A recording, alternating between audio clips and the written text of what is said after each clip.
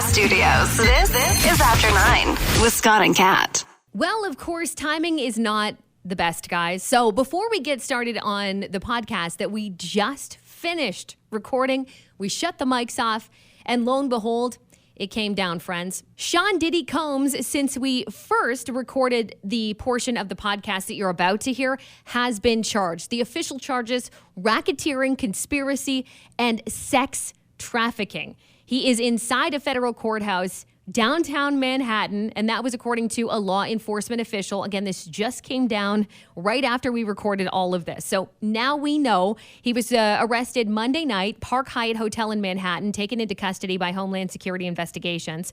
And the arrest was made based on an indictment. We do know all the other details, which you're going to find out in the pod if you missed them. But we just wanted to update you and let you know that it is official. Sean Diddy Combs was charged with racketeering, conspiracy, and sex trafficking today in New York. Hey now! Hello, friends. What a day today, Kat. What a day indeed. We got, if the question is still, did he do it? The answer is very likely, yeah, he probably did. Diddy has been arrested. We're going to get to that coming up on this episode of After 9. We're also going to talk about some by-election stuff that happened yesterday. I want to talk about the intersection issue that's unfolding in Toronto. They're not just raising fines.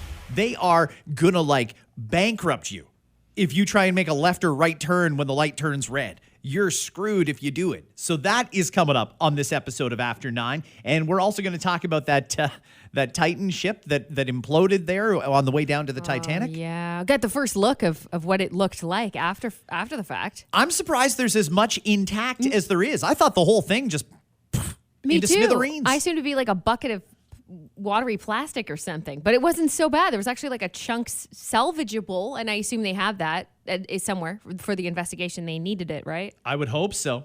And if we get some time, I wouldn't mind talking about Perry Farrell and Dave Navarro from Jane's Addiction.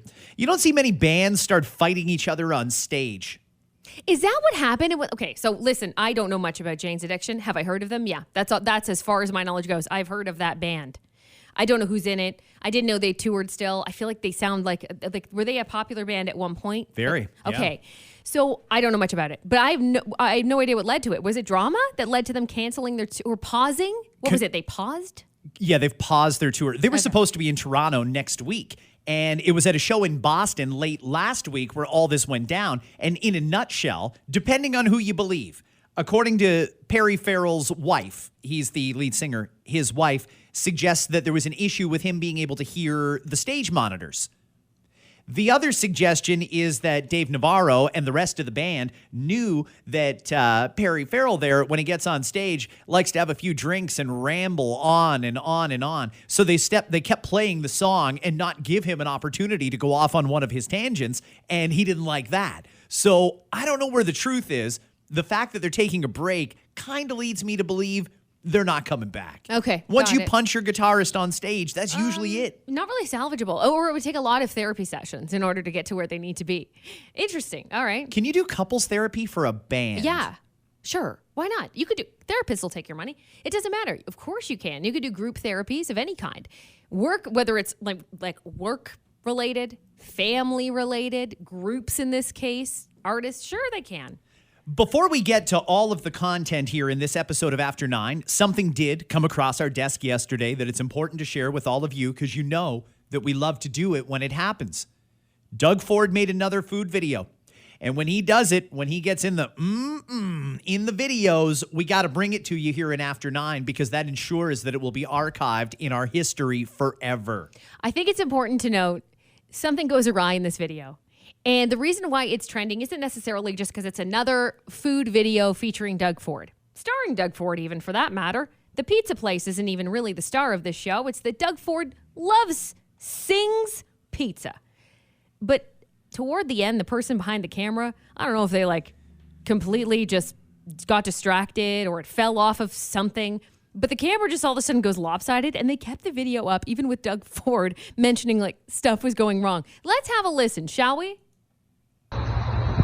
I'm here with Mr. Singh's Pizza, great group of guys, owners and franchise owners. I encourage you, you have to try this pizza, the best pizza anywhere in the country. 100% vegetarian, look at that. Delicious. Go to one of their 8 locations and go online. You just moved. I know, I'm sorry. Camera. Why would you leave that up? I don't know what I believe it's a woman that's behind the camera. I don't know what she was doing, but you could see the shadow as the camera moves to the side, like the sidewalk or the walkway where they are. It's almost like she was like trying to find something and realized, oh yeah, I am still filming. Completely messed it up. It's fantastic. It's fantastic. Delicious. Go to one of their 8 locations and go online. You just moved. I know, I'm sorry.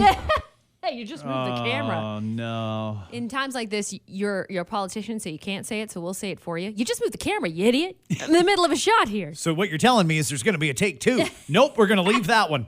It was good. We're posting it, and it's going to go viral. Hey, good for Singh's Pizza, though. They're certainly trending. So I'd never heard of Mr. Singh's Pizza, and I'm looking it up now. Nearest I can tell, they have 8 locations, one of them in Scarborough, one of them in Brampton, and I don't know where the rest of them are because there's not a button to click for location. Oh, okay. Well, there's a little critique then. North Park Drive in Brampton, if you'd like to try out this pizza that the premier says is good. Is it kind of like the Top Choice Awards or the Reader's Choice Awards? If Doug says, folks, it's the best pizza, does that mean it's definitively the best pizza? And like, even if Pizza Nova or Gino's comes up with something new, they've got to compete with Mr. Singh. Once you're proclaimed the best by the premier, are you on top? I think the answer is yes. Hey, when he's done politics, whenever that might be, and we don't know, it could be 5 years, 10 years, who knows? That might not be a bad idea for him to go around and give people the old Doug Ford sticker of approval or something like that. For food. Yeah. Yeah. I think it could very easily become a social media phenomenon, very similar to Dave Portnoy's Barstool pizza reviews. You could have Doug reviewing all food, not even restricted to just pizza. And he'll try out maybe some days the best breakfast wraps and which Tim's location is better than others and which Tim's donut is better than others. There's any number of different things he could do. I don't think he needs to worry about getting out of politics anytime soon, though, not based on the latest opinion polls. He seems to be doing okay. Tonight is a historic night. OLG raised the threshold, so now the Lotto Max can go as high as $80 million, and we're going to put it to the test tonight. I don't even know why I bother. Don't all of us say that after we lose? But I don't know why I bothered. But I did go to multiple places yesterday to buy tickets. Did you? I don't know. I felt like, maybe it'll give me a bigger chance. Did I leave the city that I was in to go to another city? No. But I did go to multiple places yesterday. Apparently the convenience store that sells the winning ticket gets a lot of money. They do. Now, is it percentage based? Because if so, this is going to be the most money a convenience store has ever received, or store of whatever kind. Great question. They're a little secretive about that. Yeah. You ever notice we've got an OLG just about everywhere you go? And every one of those people is making money somehow off of OLG for having that terminal in there. And even more if they win a lottery. But it doesn't seem to be a very transparent process because I don't know how much they get. Or is it a commission? Is it a flat fee? What's the deal there? I'd like to know a little bit more about it. And there's so much government stuff that I'd love to ask questions about. Where are we at with the recycling? Just last week, there was a lawsuit against Keurig over their K-Cups not being recyclable everywhere.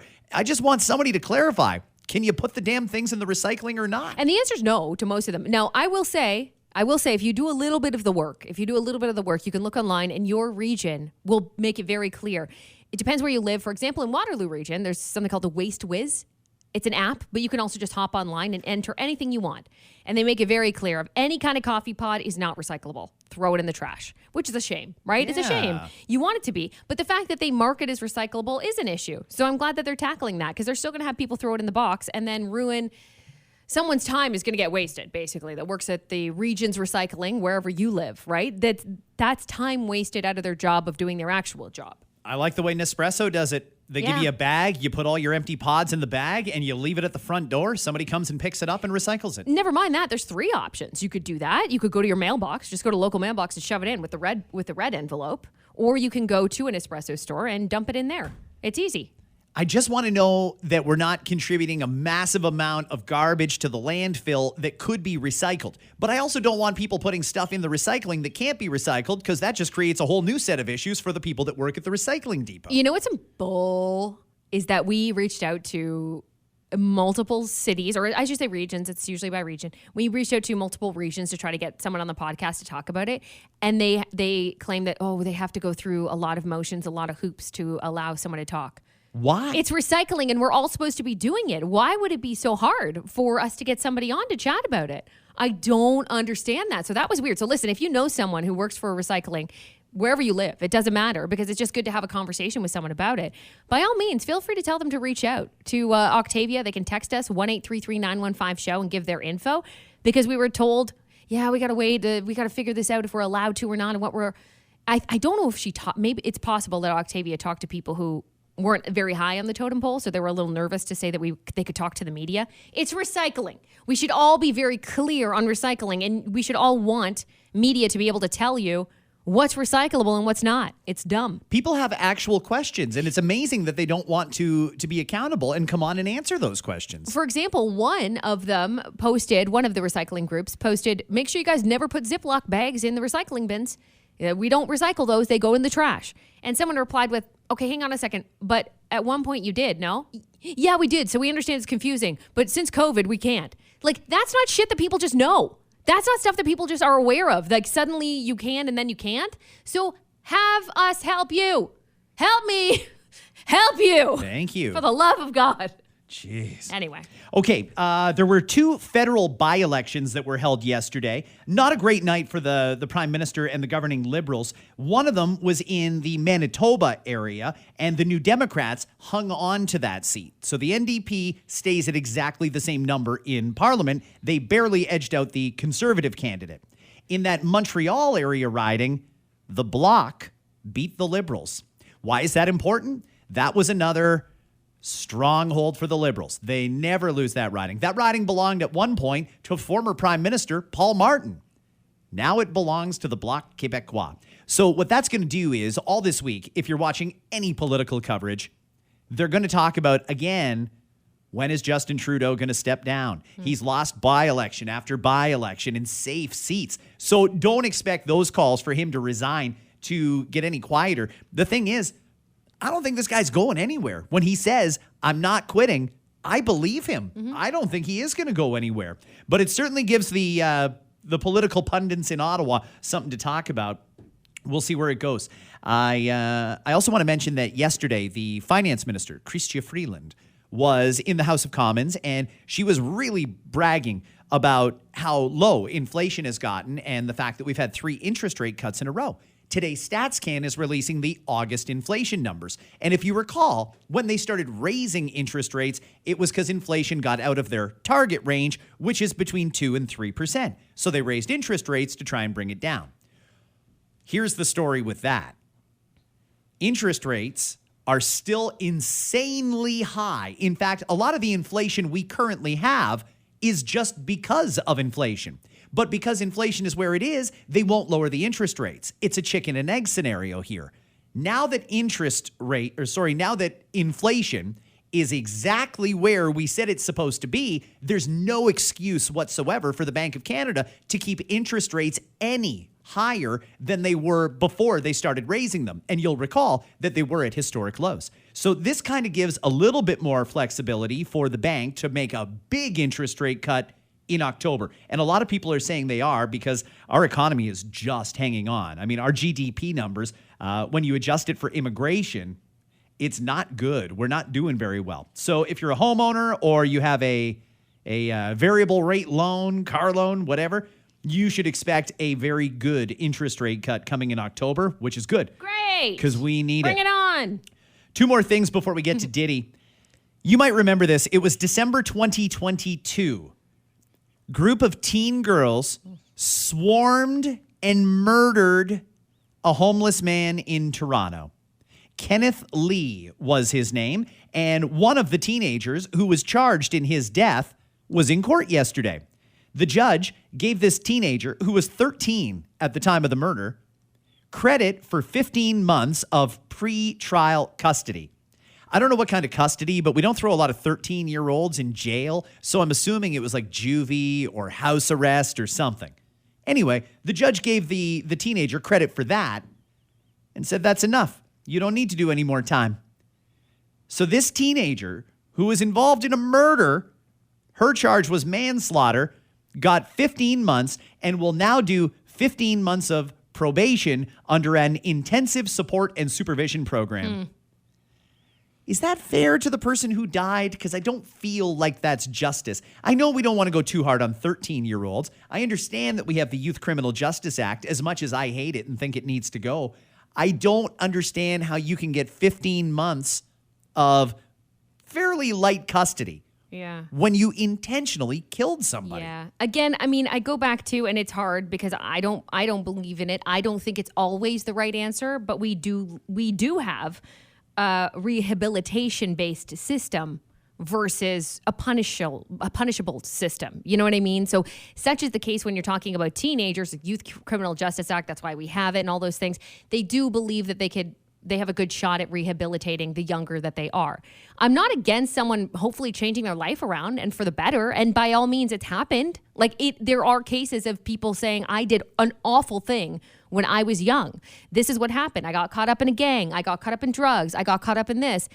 And they change their life around and they end up by all means being a very good person and trying their best to make it up. But I feel like with someone like this young lady, for example, who it could go either way. Either it's going to go very, very poorly for her or she could try to turn her life around. We just can't be sure. So our system is more set on taking the gamble that her life will be changed around. She'll do things for the better for the rest of her life if they let her off with this kind of punishment. It was Justice David Stewart Rose credited the girl 15 months of pretrial custody. He says that when it comes to the likelihood to reoffend violently, this first teenager to be sentenced in the death of that Toronto homeless man is at the lower end of the range. I just don't know how a judge can look at someone, 15 now, 13 at the time of the murder, and say, yeah, you're probably not going to reoffend.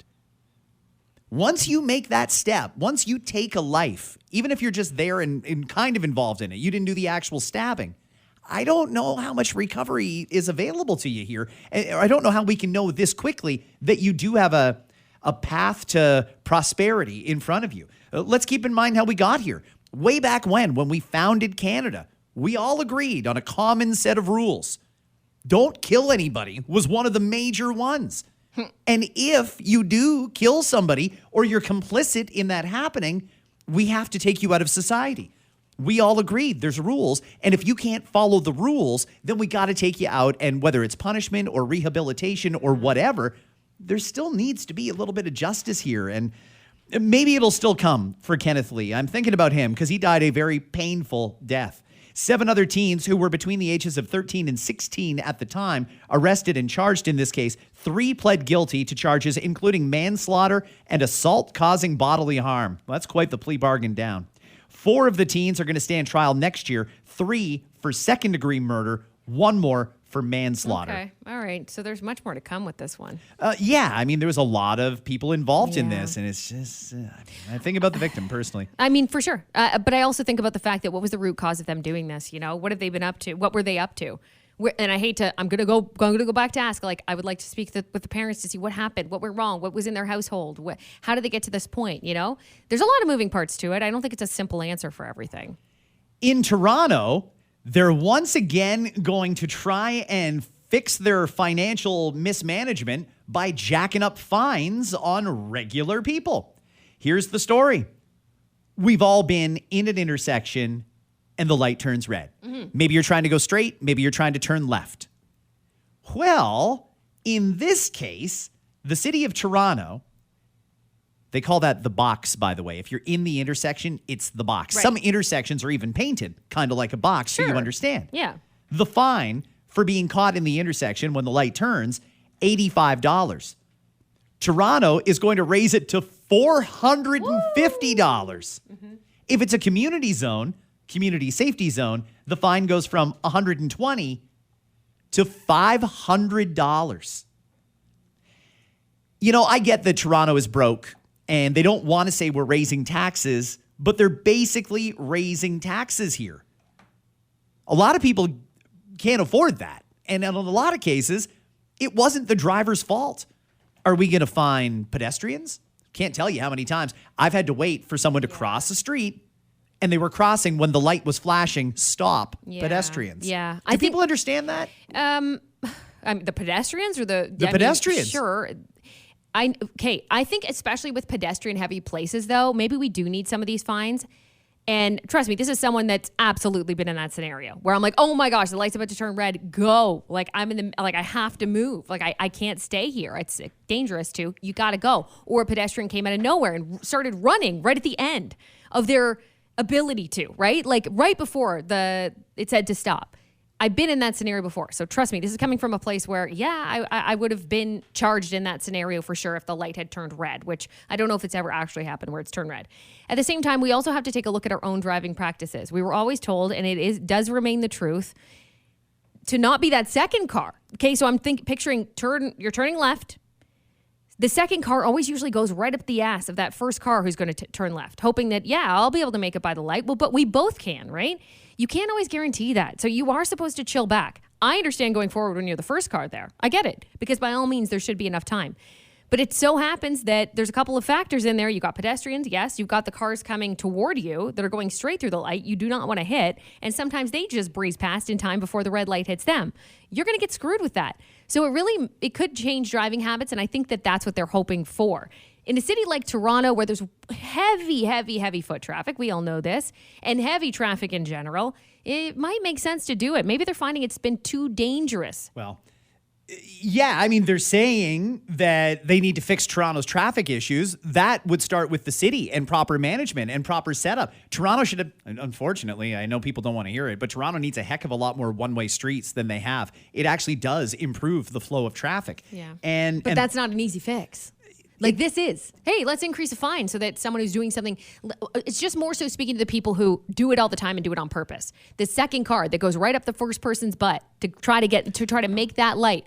Those are the people that I understand you want to tackle. Okay, but those intersections are designed. They're big enough that you can have two cars waiting to turn left. Yeah, physically until the light goes, though. What I'm saying is if a pedestrian goes by, that car in front of you might be safe, but you're not. And those cameras will catch you and you're screwed. You did the wrong thing. What about car number one there, where I had more than enough time as car two, but car one, they were just checking their phone Distracted, and they didn't notice. Dilly-dallying, absolutely. I'm going to get jammed with a $500 ticket for that because they were driving distracted. It's the same reason why you can't drive close to someone's ass. Because guess what happens when they slam on their brakes? Who's going to get in trouble for that? You, at the back. You had an option. You have a choice in that scenario not to go up their ass. So in that case, I totally disagree. You have options as a driver to be as safe as possible. Period. I think that this is, at the end of the day, they should just call it what it is. I mean, Toronto is the land of the fee. They can't raise taxes anymore without a massive commotion and people freaking out. So they're doing everything they can to generate revenue. I don't believe for a second that this has anything to do with a desire to move traffic more freely. I think this is just an opportunity to soak people for money and charging them a week's pay because they got caught by a pedestrian that can't follow the rules, or a biker that can't follow the rules, or a truck that just took too long to turn left and you didn't have time to clear the intersection. I don't think it's right. Certainly not at that rate. $450 in fines because you took too long getting out of an intersection. There's a lot that can go wrong here, and if they're going to use cameras to enforce this, that's going to be going down a real slippery slope. They're basically just going to be able to steal money from you because how do you defend yourself? Is that camera going to show the idiot who ran halfway across the street and then came back to the island because they dropped their phone? Well, I mean, that cost me $450. Thank you very much. Stuff like that, it's not fair. And the city knows it's not fair. You have to do what's in your you know it's not fair. I totally agree with you. I don't disagree with you, but you have to do what's in your control. And by all means, you do have control of certain things. So do your best to be safe with what you got, with what you have. You got to do your best. Move back. Don't drive up people's asses. Watch out in intersections. Don't assume that you're going to be able to go before the light turns red. Don't be that second car in there. Like, I don't know, that to me is just basic things that we can do to ensure that doesn't happen. Above and beyond that, I totally get what you're saying. Pedestrians run out of nowhere. It's happened to me. KW area, right? Waterloo area. I drive uptown a lot. Tons of traffic between students and just pedestrian traffic in general. We have a lot of those issues here, and I wouldn't be surprised if fines go up eventually because of it. So I hear you. It's shitty, but we're not going to be able to fight it. So try to be the best driver you can be is what I would say to that. I would like some creative and imaginative and experienced drivers as our politicians, because I think that if you are someone who uses the roads, not someone who's all in on transit and bike lanes. I think if you're an actual driver in these cities, you'd be able to see what the actual problem is. And raising the fine is just going to punish people as opposed to actually making traffic better. And people are worse drive. Like it's getting so bad. Does anyone else notice this? Everybody's getting bad. On the weekend, I witnessed lots of very close to call collisions and someone almost running someone over in a parking lot, like not even looking when they backed out. It scares me. It really does. People are like getting worse and worse and worse. So be careful out there, friends. Let's move on to, before we get to Diddy, one more. They've started hearings. This is the U.S. Coast Guard doing an investigation into the Titan submersible that imploded in the North Atlantic in June 2023. We probably remember that. Oh my God, they've only got 3 days worth of oxygen. Are they going to be able to get there in time and save them? It seemed very much like the plot to a movie. Then we got there and realized, they're already dead anyway. You can go back and listen to that pod. It's somewhere if you search it. Remember the day you and I were like, they have time. Hopefully they find them. And then sure enough, the next day it was like, well, they're squished. They also misled us a little bit. Sure. They led us to believe that there was a chance and they had enough oxygen to last a few days. We didn't know that it had imploded. And now we do know there's some chunks of it left on the ocean floor. No sign of the humans. And they're explaining how quickly these people died. It was a millisecond. Mm-hmm. There was so much pressure on that sub that deep in the North Atlantic that when a little pinhole or air or something was able to penetrate through the outside, it just created a massive vacuum and squished everything inside instantly. They probably had no idea it was coming. They might have heard like a little creak and then bam, gone. Yeah. That quickly. Scary stuff. Yeah, it is, but it's bringing up a bunch of questions here. Who can just do this? I know. If I built a submersible, if I could figure out how to build a sub, could I charge people millions of dollars to go down and look at the Titanic? Doesn't anybody have to inspect it? Isn't there some sort of a sticker that needs to be on it that says the government of Canada or the government of America says this is a safe vessel to be in? Nothing? Yeah. I can just create a sub and send it down to the Titanic? I know. It doesn't make sense because you can't. There's lots of different approvals that have to go down. When it comes to flying, you might know more than I. Like if I created a plane, let's say, and I was like, here's my super cat plane. And I know nothing about building planes. And then I was like, let's get you up in the air. And I got people far enough in the air, but then it crashed and everybody died. Isn't there regulation that doesn't even allow me to do that? Like I can't just show up at an airport and be like, I made this plane. And I charge people to come on it. You know, like I don't know where it works with the ocean. I feel like it's because the ocean... Nobody does, because who does that? Like, who does that? Who's in charge of the submarine ocean? And that's it, right? And I mean, there's been arguments about specifically that area of the Titanic, who owns it. And basically, it's a free-for-all, like first come, first serve kind of thing. If you want to go down and salvage parts and you have the authority, I guess, or means, I should say, of doing so, you can now. I don't know. I don't know. Could we solve a problem if we just got some smart minds on this? Because people are still very interested. More than 100 years later, people are still interested. Could we not just put this curiosity to bed and lift the wreckage up to the shore? Mm-hmm. It's falling apart. It's almost done. Yeah. Last week, the railing fell off the front of it. Yeah, they have to do it piece by piece because of that, though. They can't do like the whole thing at once, but they do. There are salvage companies doing piece by piece. Yeah, but they're picking up like plates and cups and stupid shit. I want the whole boat brought back. So in Vegas, they've got one of the pieces of the boat, like the side of the boat, huge. It's huge. In the Luxor. Yeah. Really? If you guys are in Vegas, go to the Luxor. It's there, like it's like a permanent attraction. So it's always open. And what you do when you go in, it's very neat. When you go in, you pick a name. And you are that person that was actually on the Titanic. So you become, William S. Mackenzie or some shit. And then you walk through the exhibit and you look for yourself. It's kind of part of the project is like you try to find yourself. So there's lots of artifacts and everything else. And at the very end of the exhibit, two things. Number one, piece of the boat, huge piece, massive. I mean, it's in like a factory size area. And a piece of the iceberg. Really? Yes. It's still, the place is freezing cold. And there's a piece of the iceberg. At least they say. I mean, fuck, I don't know. That's a vicious iceberg. But I don't know how they get a piece of iceberg in Las Vegas anyway. So I believe them. I tend to believe that it's a large freezer area with a piece of the iceberg still intact. They're going to continue this investigation, the U.S. Coast Guard, into the Titan wreckage. I'm amazed no one's been arrested or nothing's been seized or anything like that, but we'll see where it goes. Either way, if somebody says to you, hey, let's grab some Mr. Singh's pizza and head down to the Titanic. You should ask a few questions before you get on that boat. You should ask questions because that's not okay. The camera went down. I'm sorry. I'll post this anyway. Why is there not more wreckage floating? Everything from the Titanic's on the bottom of the ocean. I would have thought something made of wood would have risen to the top. I mean, it might have, but we all know with currents and such, it's who knows where, right? Some probably did wash. If I'm not mistaken, some things did wash ashore, not just at the time, I mean, but since then. But it's never the valuable stuff. Like, people want the goods, right? Give me the goods.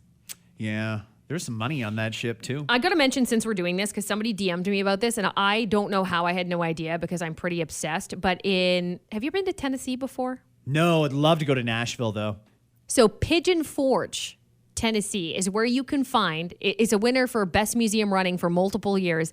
It's a replica. It's about half the size of the Titanic, a replica of the Titanic right there at Pigeon Forge. It's a museum on the inside with artifacts and information. There's even a Titanic restaurant and an ice cream place.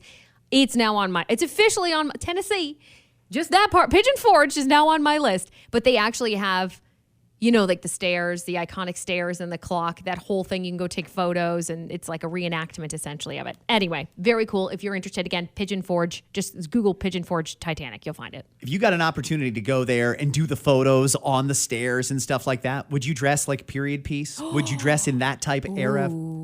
Yeah, if I wasn't alone doing it. I feel like it was just me. I mean, I wouldn't be alone because the people who work there do. Oh, do they? Yeah, That's I saw great, a video. actually. Yeah, I'm really interested. I might go to Tennessee soon. I'm excited for you. Thank you. So, I don't want to brag. But looks like we were right, and Diddy is a confirmed piece of shit. Arrested last night, and I'm hearing that he was actually supposed to be arrested today. But for some reason, they moved in yesterday. And I know you know because you've been deep into this story. And you know what that means, too. I think he got a heads up. He knows what's going on. I think that he's got someone on the inside. And this was kind of a fear of the FBI, which is why they've been so tight-lipped. I mean, they're tight-lipped about any investigation, for sure. Police are in general, and so they should be. You can't release information before the investigation's over. They found enough to know that they were going to arrest him. Reportedly, it was supposed to happen today. Something happened late yesterday to make them go, we need to move in right now. So he was going to flee. I think he was going to flee, and I think someone was tipping him off like, tomorrow's the day. You got to get the hell out of Manhattan. Yeah. He was in Manhattan. He was actually seen out with his son shopping, and there was like paparazzi there. He's smiling ear to ear. I'm thinking, ooh, that might have been your very last day of freedom, bud, and you don't even realize. So we don't know what charges he's facing as of right now as we record this pod. Some believe that we will find out. Like today, that it'll be made public, but by the end of the week, probably. We also found out, or at least this is what they're saying, is that the U.S. Attorney's Office convened a grand jury in recent weeks. So they've known that this was going to happen. They knew they would have to get a jury together for whatever trial is obviously to come. But we know all the rumors. I'm just waiting on to see what exact charges they were able to get, right? Now we're going to find out the truth. Well, going to find out the truth. I don't know if we'll even know all of it. Like, I feel like they'll charge him on whatever they can charge him on, but there may still be missing pieces that other people know. So if he sings like a bird, he might. That's going to be interesting to me. Well, hey, we all know that there's rumor. What just fell? That's Something's the banging. thing attached to your headphones. Is it? Is it mine? Mm-hmm. Oh, great. Okay, so that's right. I'll just listen through one ear. When it comes to Diddy, we've been hearing stories for a long time. P. Diddy throws parties that are generally considered legendary. If you get invited to a P. Diddy party, you're getting invited to a big party. He tends to do them in LA and at his place in Miami. Now, there was some pretty offside stuff going on at these parties that may or may not have involved sex, drugs, children, maybe teenagers, women, for sure, women, men, you name it. Drugging, alcohol, sex, rape. Orgies, the whole nine all of yards. It. Yeah. And the story is that he's got it all on tape, that he has video of everything that goes on. And I don't know what he's using that video for. If he goes and says, hey, I'll make up a name, Lil Kick, the rapper, you're successful now and you got invited to my party and I think you had a good time last night. Just so you know, I've got the video of everything you did last night and now you're going to work with me because if you get in my way, that video is going to be made public. That was the initial thought. Then there were some who believed that he was actually either an FBI or a CIA asset, and his job was to get people to come to these parties and get all this stuff on video so they had things over their head. The fact that they arrested him tells me that part isn't true, or one set of law enforcement is not talking to another set of law enforcement, i.e. cops in New York didn't know that he was an FBI or a CIA asset, if there's anything to that. Where's Fiddy going with this? I mean, he's the one making the documentary. He's been saying for years that Diddy is a piece of you-know-what, and he obviously has a better track on where this is going and what Diddy is accused of. Does he think he's a CIA asset, or does he think this is just some guy who likes to do a lot of drugs and take advantage of women and men? Yeah, I don't believe that he thinks he's a good guy in the slightest. And I don't believe, as of right now, as we record this, he hasn't said anything, which I find interesting. 50 Cent hasn't. But he might be finding out his own stuff. I think 50 Cent has his own ways of finding things out. So he might be able to even find out stuff before we do. There's also a lot of rumors out there that Diddy's not the only one. Oh, and I go back to, I hope he sings. Tell them everything, Diddy. If it is true that you basically hosted these, you were a part of it. Maybe, people like Justin Bieber, who I think, if anything, was probably a victim of this. Sounds like it. A lot of people are saying Usher, because he took him in, might have been a victim of this when he was younger. It's possible. Was he a part of it later? Maybe. Jay-Z, we know that name has been mentioned multiple times. DJ Khaled was always close to him too. Like, there's so many potential things that we're going to find out or that could come to light in the coming weeks. And I am excited. How long until between the arrests, though? I mean, if they did actually get a jury together, a grand jury in recent weeks, does that mean that potentially a trial could start soon? I mean, they have to get a jury in place and the charges have to be formally laid and so on and so forth. Then the judge will make a decision on whether or not he remains in custody until the trial or if he gets bail. You can bet your butt if he gets bail, the first thing they're doing is taking his passport or passports. I don't know how many citizenships or passports he's got, but they do not want him leaving the United States. If they did move in last night instead of today because they thought he was a flight risk, I don't see him getting bail. I don't see it at all. I don't think so either. I don't think he's going to get out. I don't think they'll make it possible if that's why. And again, we still don't know that. But I'm so curious because no one's saying a thing. And I think in some cases, silence is everything, isn't it? These other people, some of these names we just mentioned, not saying a word. That's a little strange. I would have thought something, even a no comment.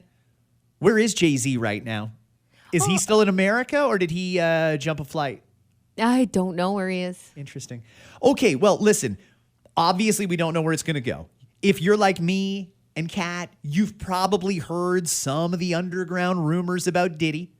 We'll see where it goes. It's time to find out what was true and what is not accurate. Who is this guy? Is he a true hip-hop mogul? Is he a cop? Is he an undercover? Is he just a piece of shit? He could just be a piece of shit. I'm leaning towards piece of shit at this point. Could be all of the above, to be honest with you. It really might be. But the trial, if he stays in custody, is probably going to happen a lot sooner than it would if they gave him bail. I just hope people feel safe enough to be a witness to whatever it is. If there is stuff that you want to say, you know what I mean? I don't want a videotape of something that happened that could potentially be out there to stop someone from putting this piece of shit to where he needs to be if this is the case. You know what concerns me, though? We want to know what happened here. We need to know what happened here and figure out how to go forward so that this doesn't happen again, particularly if the story is true that this involves children. The story gives me a real Epstein vibe. Yeah. I'll tell you why. I mean, we all know what happened with Epstein. Arrested, tried in New York. Those New York judges kept everything secret. We never got to know who visited the island. We didn't get the names. There was so much stuff that was weird. Then they put him in a New York prison where he committed suicide on a suicide that certainly looks like he was murdered in jail. Well, now, Diddy is following a very similar path, similar allegations, also in New York, probably a New York prison. He currently maybe just for holding, but they raided homes in both LA and Miami.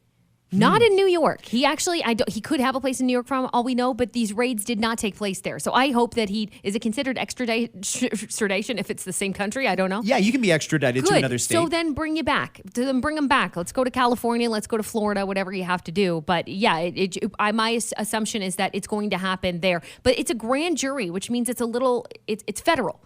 It's federal, so I don't know if that makes a difference or not. I'm not sure. I don't know either, to be honest with you. But Sandra Ziskin, our legal expert, is going to be on next week. We'll talk to Sandra about this and whatever other developments come out of it, because from a legal standpoint, it's going to be super interesting. Who's going to step up and represent Diddy? Who's going to be the famous lawyer that comes out and wants to do that? Yeah, and we should, and Diamond, they're so great. Sandra Ziskin, a good friend of the show. We'll definitely talk about this, but we're going to hold off just because we don't know what's going to happen from now until, for the next week or so. So we'll definitely get her on next week at some point. But in the meantime, if you are looking for a lawyer, we strongly recommend Diamond & Diamond. Hopefully you're not in hot water like Diddy, but nonetheless, they can help you out. They are really great at what they do. It's personal injury law that they are mainly a part of, but they can help you out and get a consultation with them. They do real estate and all sorts of stuff now too. Yeah. I just referred somebody there who is a listener of After 9 and went through a real ridiculous situation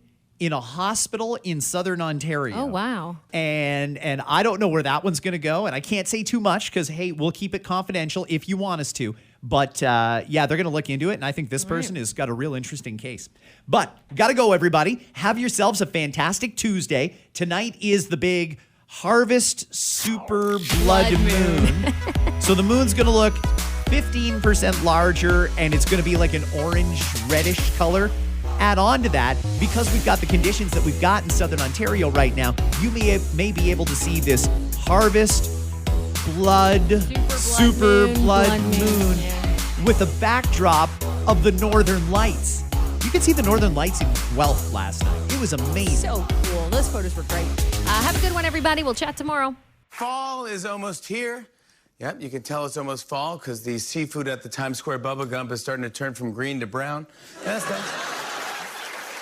According to a new report, West Virginia is the top state in the country for marriage longevity. Yeah, because most couples in West Virginia share a lot in common, including DNA. TikTok went to federal court to argue against being banned in the U.S. I think I know which way one judge is leaning, because before the hearing, he posted a "Get Ready With Me" video putting on his robe. He likes it. Yeah, TikTok made their case, and if you missed it, you can see it next week on Instagram Reels.